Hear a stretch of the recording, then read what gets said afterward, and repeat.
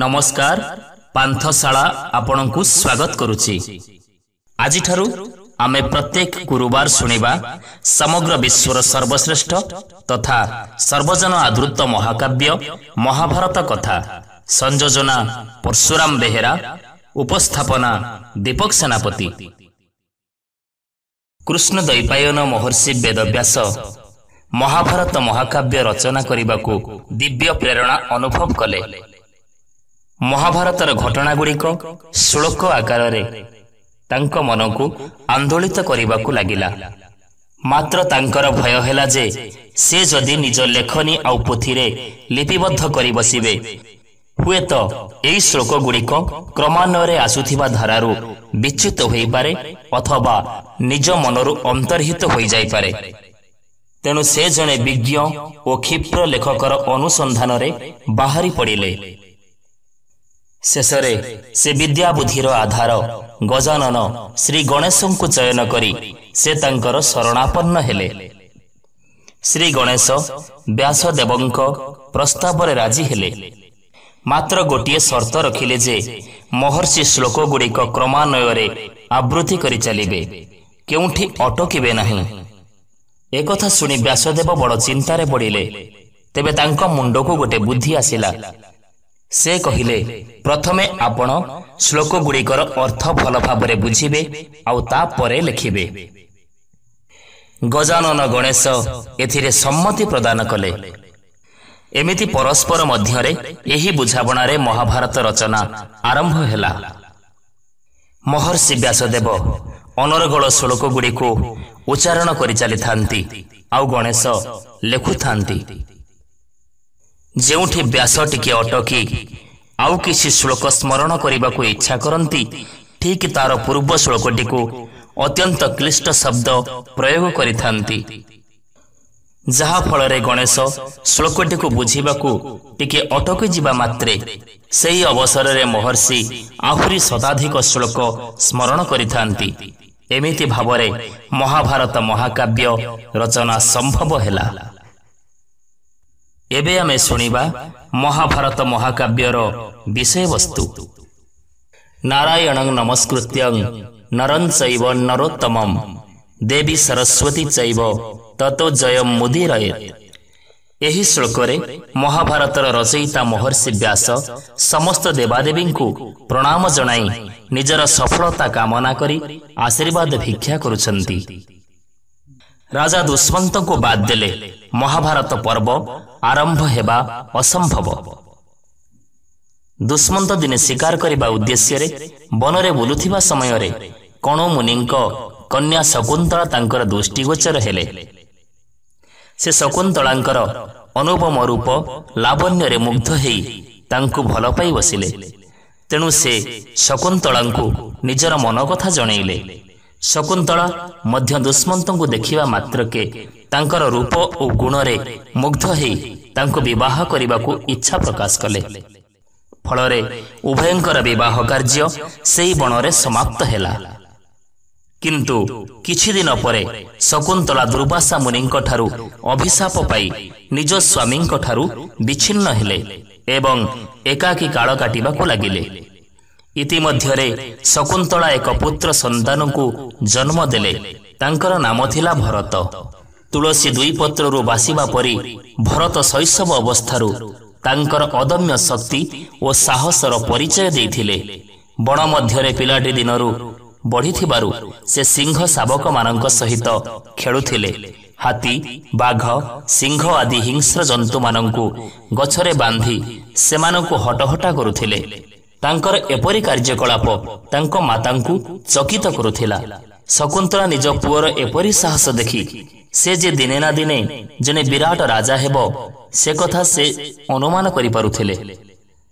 दुर्वासांक अभिशापरु मुक्त हेबा परे दुष्मंत निसंग रहिबा परिवर्ते शकुंतला ओ तांक पुत्रंकु राज उवासकु नै आसिले।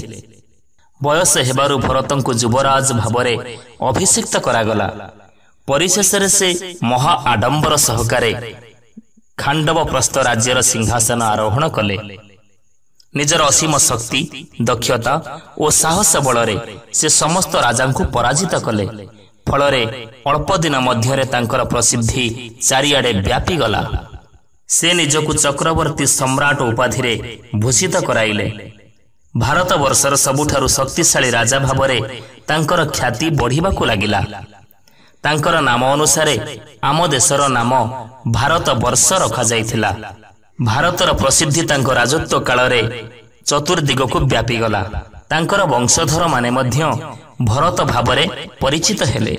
କିନ୍ତୁ ରାଜା ଭରତ କେବଳ ଯୁଦ୍ଧପ୍ରିୟ ନଥିଲେ, ସେ ଧର୍ମ କାର୍ଯ୍ୟ, ଲୋକହିତକର କାର୍ଯ୍ୟ ଏବଂ ଉତ୍ତମ ଶାସନ ପ୍ରଦାନ କରିବା ପାଇଁ ମଧ୍ୟ ଉପଯୁକ୍ତ ଥିଲେ। ବାସ୍ତବରେ ସେ ନିଜର ପୂର୍ବପୁରୁଷମାନଙ୍କ ଠାରୁ ବହୁ ଅଧିକ ଭଲ ଗୁଣର ଅଧିକାରୀ ଥିଲେ। ରାଜା ଭରତ ଆଉ ଏକ ଉଲ୍ଲେଖନୀୟ ପଦକ୍ଷେପ ନେଇଥିଲେ, ଯେଉଁଥିପାଇଁ ଆମର ଦେଶ ଆଜି ମଧ୍ୟ ଅନ୍ୟ ଦେଶମାନଙ୍କ ମଧ୍ୟରେ ଏକ ସ୍ୱତନ୍ତ୍ର ସ୍ଥାନର ଅଧିକାରୀ। ସେ ସାରା ବିଶ୍ୱରେ ପ୍ରଥମେ ଆମ ଦେଶରେ ଗଣତନ୍ତ୍ରର ପ୍ରଚଳନ କରିଥିଲେ। ଭରତ ଅବଶ୍ୟ ଖୁବ୍ ଦୂରଦୃଷ୍ଟି ସମ୍ପନ୍ନ ରାଜା ଥିଲେ। ସେ ନିଜ କଥା ଚିନ୍ତା ନ କରି ଭବିଷ୍ୟତରେ ତାଙ୍କର ରାଜ୍ୟ କିପରି ଉତ୍ତମ ରୂପେ ଶାସିତ ହେବ ସେ କଥା ଚିନ୍ତା କରୁଥିଲେ। ଭାରତର ଭବିଷ୍ୟତ ରାଜାମାନେ ଉତ୍ତମ ଶାସକ ହେବାକୁ ସେ ଚାହୁଁଥିଲେ। ସେ ଚାହୁଁଥିଲେ ଯେ କେବଳ ରାଜବଂଶରେ ଜାତ ହୋଇଥିବା ବ୍ୟକ୍ତି ରାଜା ନ ହୋଇ ଏଥିପାଇଁ ଯୋଗ୍ୟ ବ୍ୟକ୍ତି ରାଜା ହେଉ। ତାଙ୍କର କୌଣସି ପୁତ୍ର ରାଜା ହୋଇ ନିଃସ୍ୱାର୍ଥପର ଭାବରେ ପ୍ରଜାଗଣଙ୍କର ସୁଖ ଦୁଃଖ ବୁଝିପାରିବ ବୋଲି ସେ ବିଶ୍ୱାସ କରିପାରୁନଥିଲେ। କିମ୍ବଦନ୍ତୀରୁ ଜଣାଯାଏ ଯେ ଭରତଙ୍କର କୌଣସି ପୁତ୍ର ତାଙ୍କ ରାଜ୍ୟ ଶାସନ କରିବାକୁ ଯୋଗ୍ୟ ନଥିଲେ। ତାଙ୍କର ଏଭଳି ଏକ ବିଶାଳ ରାଜ୍ୟକୁ ଶାସନ କରିବା ପାଇଁ ଏବଂ ନିଜକୁ ଏକ ଲୋକପ୍ରିୟ ପ୍ରଶାସକ ରୂପେ ପ୍ରତିଷ୍ଠିତ କରିବା ପାଇଁ ସେମାନଙ୍କ ମଧ୍ୟରୁ କାହାରି ନିକଟରେ ଆଶାନୁରୂପ ଯୋଗ୍ୟତା ନଥିଲା। ତେଣୁ ସେ ନିଜର ଉତ୍ତରାଧିକାରୀ ବାଛିବା ସମୟରେ ଭରତ ବହୁ ପୁରାକାଳରୁ ଚଳି ଆସୁଥିବା ନିୟମକୁ ଭଙ୍ଗ କରିବାକୁ ସ୍ଥିର କଲେ। ଗୁରୁଙ୍କ ପରାମର୍ଶ ଅନୁସାରେ ସେ ନିଜର ସମସ୍ତ ସ୍ୱାର୍ଥକୁ ଜଳାଞ୍ଜଳି ଦେଇ ନିଜର କୌଣସି ପୁତ୍ରକୁ ରାଜା କଲେ ନାହିଁ। ଆବାହମାନ କାଳରୁ ଚଳି ଆସୁଥିବା ବଂଶାନୁଗତିକ ଶାସନ ପଦ୍ଧତିରେ ତାଙ୍କର ବିଶ୍ୱାସ ନଥିଲା। ତାଙ୍କର ଉତ୍ତରାଧିକାରୀ ବାଛିବା ପାଇଁ ସେ ଉପଯୁକ୍ତ ବ୍ୟକ୍ତିର ସନ୍ଧାନରେ ଲାଗି ପଡ଼ିଲେ। ବହୁଦିନ ଧରି ଅନୁସନ୍ଧାନ କଲା ପରେ ସେ ଦେଖିଲେ ଯେ ଋଷି ଭରଦ୍ୱାଜଙ୍କ ଜ୍ୟେଷ୍ଠ ପୁତ୍ର ତାଙ୍କର ଉତ୍ତରାଧିକାରୀ ହେବାକୁ ଯୋଗ୍ୟ। ସେ ଆହୁରି ମଧ୍ୟ ଜାଣିପାରିଲେ ଯେ ଋଷିପୁତ୍ର ଭାରତବର୍ଷକୁ ଉତ୍ତମ ରୂପେ ଶାସନ କରିପାରିବ। ସବୁ ଭାବିଚିନ୍ତି ରାଜା ଭରତ ଏପରି ଏକ ଅଦ୍ଭୁତ ଘୋଷଣା କଲେ, ଯାହାକି ତାଙ୍କର ପରିଷଦ ବର୍ଗଙ୍କୁ ବିସ୍ମିତ କରିଦେଲା। ସେ ଘୋଷଣା କଲେ, ମୁଁ ଭାରତବର୍ଷର ରାଜା ଘୋଷଣା କରୁଛି ଯେ ଭରଦ୍ୱାଜ ଋଷିଙ୍କର ଜ୍ୟେଷ୍ଠ ପୁତ୍ର ମୋ ସିଂହାସନର ଉତ୍ତରାଧିକାରୀ ହେବେ। ଏବେ ଅବଶ୍ୟ ସେ ମୋର ପ୍ରତିନିଧି ଭାବେ କାର୍ଯ୍ୟ କରିବେ, କିନ୍ତୁ ମୋ ଅନ୍ତେ ରାଜସିଂହାସନ ଆରୋହଣ କରିବେ। ଏହି ଘୋଷଣା ଠାରୁ ଭାରତରେ ଗଣତନ୍ତ୍ରର ଅୟମ ଆରମ୍ଭ ହେଲା। ଦୁର୍ଭାଗ୍ୟକୁ ଭରତଙ୍କ ଉତ୍ତରାଧିକାରୀ ରାଜାମାନେ ସେମାନଙ୍କ ଗୌରବ ରକ୍ଷା କରିପାରିଲେ ନାହିଁ। ବିଶାଳ ସାମ୍ରାଜ୍ୟ ମଧ୍ୟ ରହିଲା ନାହିଁ। ଶାନ୍ତନୁଙ୍କ ଶାସନ କାଳରେ ଏହା ଏକ କ୍ଷୁଦ୍ର ରାଜ୍ୟରେ ପରିଣତ ହେଲା। ଶାନ୍ତନୁ ଜଣେ ଦକ୍ଷ ଓ ବିଦ୍ୱାନ ରାଜା ଥିଲେ। ତାଙ୍କ ରାଜଧାନୀର ନାମ ଥିଲା ହସ୍ତିନାପୁର। ବାସ୍ତବିକତା ଦୃଷ୍ଟିରୁ ଦେଖିଲେ ମହାଭାରତ ପର୍ବ ରାଜା ଶାନ୍ତନୁଙ୍କ ଠାରୁ ଆରମ୍ଭ ହୋଇଛି। ଦିନେ ରାଜା ଶାନ୍ତନୁ ଶିକାର କରିବାକୁ ଯାଇଥିଲେ। ଜଣେ ସୁନ୍ଦରୀ ତରୁଣୀ ଗଙ୍ଗା ନଦୀର ଜଳତରଙ୍ଗ ଉପରେ ଚାଲି ଚାଲି ଆସୁଥିବା ତାଙ୍କର ଦୃଷ୍ଟିଗୋଚର ହେଲା। ତାଙ୍କରି ଆଡ଼କୁ ହିଁ ତରୁଣୀ ଜଣକ ଆସୁଥାନ୍ତି। ଶାନ୍ତନୁ ତରୁଣୀଙ୍କ ସୌନ୍ଦର୍ଯ୍ୟରେ ମୁଗ୍ଧ ହେଲେ, କାରଣ ତାଙ୍କ ରୂପ ଅବର୍ଣ୍ଣନୀୟ ଥିଲା। ସାହସ ସଞ୍ଚୟ କରି ରାଜା ପଚାରିଲେ, ହେ ସୁନ୍ଦରୀ, ତୁମର ପରିଚୟ ମୋତେ ଦେବ କି? ମୁଁ ତୁମର ସୌନ୍ଦର୍ଯ୍ୟରେ ବିଭୋର ହୋଇଯାଇଛି ଏବଂ ତୁମକୁ ବିବାହ କରିବାକୁ ଇଚ୍ଛା କରୁଛି। ମୁଁ ହେଉଛି ହସ୍ତିନାପୁରର ରାଜା ଶାନ୍ତନୁ। ତରୁଣୀ ଉତ୍ତର ଦେଲେ, ଆପଣ ମୋର ପରିଚୟ ନ ପଚାରି ଯଦି ମୋତେ ବିବାହ କରିବେ ତେବେ ମୁଁ ପ୍ରସ୍ତୁତ ଅଛି। ମାତ୍ର ଗୋଟିଏ ସର୍ତ୍ତ ଯେ ଆପଣ କିମ୍ବା ଅନ୍ୟ କେହି ଯେପରି ମୋ କାର୍ଯ୍ୟରେ ହସ୍ତକ୍ଷେପ ନ କରନ୍ତି। ସେପରି ହେଲେ ମୁଁ ସବୁଦିନ ପାଇଁ ଆପଣଙ୍କୁ ଛାଡ଼ି ଚାଲିଯିବି। ଶାନ୍ତନୁ ଅବଶ୍ୟ ପ୍ରଥମେ କିଛିଟା ଦ୍ୱିଧା ଅନୁଭବ କଲେ, କିନ୍ତୁ ସେ ତରୁଣୀର ରୂପରେ ଏତେ ଅଭିଭୂତ ହୋଇଯାଇଥିଲେ ଯେ ଶେଷରେ କହିଲେ, ସୁନ୍ଦରୀ, ତୁମ କଥାରେ ମୁଁ ରାଜି। ମୁଁ ତୁମର କୌଣସି କାର୍ଯ୍ୟରେ ହସ୍ତକ୍ଷେପ କରିବି ନାହିଁ। ତାପରେ ସେମାନେ ବିବାହ କଲେ। ଏଭଳି ବିବାହକୁ ଗାନ୍ଧର୍ବ ବିବାହ କୁହାଯାଏ। ସେମାନଙ୍କର ବୈବାହିକ ଜୀବନ ଖୁସିରେ କଟି ଚାଲିଲା। ହସ୍ତିନାପୁରରେ ଶାନ୍ତନୁଙ୍କ ରାଣୀ ଗଙ୍ଗା ନାମରେ ଲୋକପ୍ରିୟ ହେଲେ। ବର୍ଷକ ପରେ ଶାନ୍ତନୁଙ୍କ ରାଣୀ ଏକ ପୁତ୍ର ସନ୍ତାନକୁ ଜନ୍ମ ଦେଲେ। ଏ ଖବର ଶୁଣି ରାଜାଙ୍କ ମନରେ ଆନନ୍ଦର ସୀମା ରହିଲା ନାହିଁ। ମାତ୍ର ତରୁଣୀ ଜଣକ ଏହି ଶିଶୁ ପୁତ୍ରକୁ ଗଙ୍ଗା ନଦୀରେ ଭସାଇ ଦେଇ ଆସିଲେ। ଏ ଘଟଣା ରାଜାଙ୍କୁ ମର୍ମାହତ କଲା, କିନ୍ତୁ ସେ ଥିଲେ ନାଚାର। ବିବାହ ପୂର୍ବର ସର୍ତ୍ତ ଅନୁଯାୟୀ ସେ ନିଜ ପତ୍ନୀଙ୍କର ଏପରି କାର୍ଯ୍ୟର ବିରୋଧ କରିପାରୁନଥିଲେ, କାରଣ ରାଣୀଙ୍କ ଠାରୁ ଅନ୍ତର ହେବା କଥା ଭାବିଲେ ତାଙ୍କର ବିଷାଦ ଜାଗ୍ରତ ହେଉଥିଲା। ଫଳରେ ଶାନ୍ତନୁ ପୁତ୍ର ଶୋକରେ ଅଧୀର ହେଲେ ମଧ୍ୟ କିଛି କରିପାରିଲେ ନାହିଁ। କିନ୍ତୁ ତାଙ୍କର ଏହି ଦଶା ନ ସରୁଣୁ ଗଙ୍ଗା ପୁଣି ଗର୍ଭବତୀ ହେଲେ। ରାଜା ଏହା ଶୁଣି ଭାବିଲେ ଯେ ଗଙ୍ଗା ବୋଧହୁଏ ଏଥରକ ନିଜ ସନ୍ତାନକୁ ମାରିବେ ନାହିଁ, କିନ୍ତୁ ରାଣୀ ନିଜର ଦ୍ୱିତୀୟ ସନ୍ତାନକୁ ମଧ୍ୟ ପାଣିରେ ଭସାଇ ଦେଲେ। ଶାନ୍ତନୁ ରାଣୀଙ୍କ ପଛେ ପଛେ ଗଙ୍ଗା ତଟକୁ ଯାଇ ସବୁ ଦେଖିଲେ, ଆଉ ଦୁଃଖରେ ଭାଙ୍ଗି ପଡ଼ିଲେ। ଏଥରକ ଶାନ୍ତନୁଙ୍କ ଦୁଃଖର ସୀମା ରହିଲା ନାହିଁ, କିନ୍ତୁ ସେ ନିଜ ସର୍ତ୍ତ କଥା ମନେ ପକାଇ ଚୁପ୍ ହୋଇ ରହିଲେ। ରାଣୀ ନିର୍ଦ୍ଦୟ ଭାବରେ ଗୋଟିଏ ପରେ ଗୋଟିଏ ପୁତ୍ରକୁ ହତ୍ୟା କରିବାରେ ଲାଗିଲେ। ଏହିପରି ଭାବେ 7ଟି ସନ୍ତାନକୁ ମାରିସାରିବା ପରେ ମଧ୍ୟ ରାଜା କିଛି କରିପାରୁନଥିଲେ। ତାଙ୍କର ଅନ୍ତରର ଦୁଃଖ ଓ ନୀରବ ବେଦନା ଶେଷ ସୀମାରେ ପହଞ୍ଚି ସାରିଥିଲା। ମାତ୍ର ପ୍ରତିଜ୍ଞା କରିଥିବା ଯୋଗୁଁ ସେ ରାଣୀଙ୍କ କାର୍ଯ୍ୟକୁ ବିରୋଧ କରିବାକୁ ସମର୍ଥ ହେଉନଥିଲେ। ନିଜ ଆଖି ଆଗରେ ସନ୍ତାନମାନଙ୍କୁ ହତ୍ୟା କରାଯିବା ଦୃଶ୍ୟ ରାଜା କେତେ ଦିନ ବା ଦେଖିପାରିଥାନ୍ତେ। ସେ ଆଉ ସହିପାରିଲେ ନାହିଁ। ଅଷ୍ଟମ ପୁତ୍ରକୁ ରାଣୀ ଗଙ୍ଗା ନଦୀର ଜଳରେ ବିସର୍ଜନ କରିବାକୁ ଯାଉଥିବା ବେଳେ ଶାନ୍ତନୁ ତାଙ୍କ ପଛେ ପଛେ ଚାଲିଲେ। ପୂର୍ବ ଭଳି ରାଣୀ ଶିଶୁ ସନ୍ତାନଟିକୁ ଫିଙ୍ଗିବାକୁ ଉଦ୍ୟତ ହେବା ବେଳକୁ ଶାନ୍ତନୁ ଗମ୍ଭୀର ସ୍ୱରରେ ପାଟି କରି ଉଠିଲେ, ବନ୍ଦ କର। ତୁମେ ମା ହୋଇ ମଧ୍ୟ କେମିତି ଏତେ ନିଷ୍ଠୁର ହେଇପାରୁଛ, ମୁଁ କଳ୍ପନା ମଧ୍ୟ କରିପାରୁନାହିଁ। ତୁମେ ଏବେ ସୁଦ୍ଧା ମୋର 7ଟି ସନ୍ତାନକୁ ନଦୀରେ ବିସର୍ଜନ କରିସାରିଛ, ହେଲେ ମୁଁ ଆଉ ତାହା କରିବାକୁ ଦେବି ନାହିଁ। ତୁମେ ମୋର ଅଷ୍ଟମ ସନ୍ତାନକୁ ହତ୍ୟା କରିପାରିବ ନାହିଁ। ତୁମେ କ'ଣ ଚାହୁଁଛ ଯେ ମୋ ବଂଶରେ କେହି ନ ରହୁ?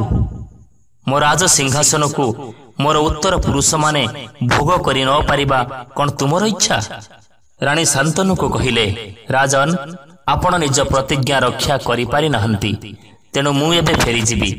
ମାତ୍ର ଯିବା ଆଗରୁ ମୋର କାହାଣୀ ଆପଣଙ୍କୁ ନିଶ୍ଚୟ କହିଦେବି। ଏଥୁଅନ୍ତେ ରାଣୀ ଦୀର୍ଘ ନିଶ୍ୱାସ ଛାଡ଼ି କହିଲେ, ମହାରାଜ, ମୁଁ ହେଉଛି ଦେବୀ ଗଙ୍ଗା। ଯେଉଁ ସନ୍ତାନମାନଙ୍କୁ ମୁଁ ଜନ୍ମ ଦେଲି ସେମାନେ ହେଉଛନ୍ତି ଅଷ୍ଟବସୁ। ଥରେ ସେମାନେ ଋଷି ବଶିଷ୍ଠଙ୍କୁ ଅପମାନିତ କରିଥିବାରୁ ଋଷି ସେମାନଙ୍କୁ ମର୍ତ୍ତ୍ୟରେ ଜନ୍ମ ନେବା ପାଇଁ ଅଭିଶାପ ଦେଲେ। ସେମାନେ ବିନୀତ ଭାବରେ କ୍ଷମା ପ୍ରାର୍ଥନା କରିବାରୁ ବଶିଷ୍ଠ ସେମାନଙ୍କ ଅଭିଶାପ ଲାଘବ କରିଦେବାକୁ ଯାଇ କହିଲେ, ତୁମ ମଧ୍ୟରୁ 7 ଜଣ ଜନ୍ମ ହେବା ପରେ ପରେ ଶାପମୁକ୍ତ ହେଇଯିବ। ମାତ୍ର ସବୁଠୁ ଦୁଷ୍ଟ ଅଷ୍ଟମ ବସୁ ପ୍ରଭାସ ସମୁଦାୟ ଜୀବନକାଳ ଭୋଗ କରିବ। ମର୍ତ୍ତ୍ୟରେ ସେମାନଙ୍କର ମା ହେବା ପାଇଁ ଅଷ୍ଟବସୁ ମୋତେ ପ୍ରାର୍ଥନା କରିଥିଲେ। ସେମାନଙ୍କୁ କେବଳ ଶାପମୁକ୍ତ କରିବା ପାଇଁ ମୁଁ ମାନବ ଦେହ ଧାରଣ କରିଥିଲି। ଆପଣଙ୍କର ସମସ୍ତ ସନ୍ତାନ ହେଉଛନ୍ତି ଦେବତା ଏବଂ ସେମାନେ ଦେବଲୋକକୁ ଫେରିଗଲେଣି। ଅଷ୍ଟମ ପୁତ୍ରକୁ ମୁଁ ସାଙ୍ଗରେ ନେଇଯାଉଛି। ତାକୁ ଯଥାନୀତି ଲାଳନ ପାଳନ କରିବା ମୋର ଦାୟିତ୍ୱ। ସମୟ ଆସିଲେ ଏବଂ ଉପଯୁକ୍ତ ହୋଇଗଲେ ମୁଁ ତାକୁ ଆପଣଙ୍କୁ ଫେରାଇ ଦେଇଯିବି। ଏତିକି କହିସାରିବା ପରେ ଗଙ୍ଗା ଦେବୀ ଶିଶୁ ସନ୍ତାନଟିକୁ କୋଳରେ ଧରି ଦେବଲୋକ ଅଭିମୁଖେ ଉଡ଼ି ଚାଲିଗଲେ। ରାଜା ଶାନ୍ତନୁ ନିଜର ପତ୍ନୀ ଗଙ୍ଗାଙ୍କ ଠାରୁ ସବୁ ଶୁଣିସାରିବା ପରେ ମଧ୍ୟ ଗଙ୍ଗାଙ୍କ ଠାରୁ ଦୂରେଇ ରହିବାକୁ ଚାହୁଁନଥିଲେ। ତେଣୁ ସେ ଭଗ୍ନ ମନୋରଥ ହୋଇ ପ୍ରାସାଦକୁ ଫେରିଲେ। ଏହିପରି ବହୁ କାଳ ବିତିଗଲା। ଦେବବ୍ରତ ଭଳି ସନ୍ତାନ ଲାଭ କରି ଶାନ୍ତନୁ ନିଜକୁ ଧନ୍ୟ ମନେ କରୁଥିଲେ। କିନ୍ତୁ ରାଜା ଶାନ୍ତନୁଙ୍କର ଦୁଃଖ ଦୂର ହେଲା ନାହିଁ। ସେ ଦିନରାତି ନିଜର 8 ପୁତ୍ର ଓ ପତ୍ନୀ ଗଙ୍ଗାଙ୍କ କଥା ମନେ ପକାଇ ଶୋକରେ ଅଧୀର ହୋଇ ପଡୁଥିଲେ। ଦିନେ ରାଜା ଶାନ୍ତନୁ ଗଙ୍ଗା କୂଳରେ ଭ୍ରମଣ କରୁଥିବା ବେଳେ ଦେଖିବାକୁ ପାଇଲେ ଯେ ଗୋଟିଏ ସାହସୀ ବାଳକ ସର ଦ୍ୱାରା ନଦୀର ସ୍ରୋତକୁ ଅଟକାଉଛି। ଏହା ଦେଖି ସେ ଆଶ୍ଚର୍ଯ୍ୟ ହୋଇଗଲେ। ଆଜି ପାଇଁ ମହାଭାରତ କଥାବସ୍ତୁକୁ ଆମେ ଏଇଠି ରଖୁଛୁ। ଆମେ ପରବର୍ତ୍ତୀ ଅଧ୍ୟାୟରେ ଶୁଣିବା ରାଜା ଶାନ୍ତନୁ ଏବଂ ସତ୍ୟବତୀଙ୍କ ବିବାହ ପ୍ରସଙ୍ଗ। କୌରବ ଓ ପାଣ୍ଡବମାନଙ୍କ ଜନ୍ମ ବୃତ୍ତାନ୍ତ।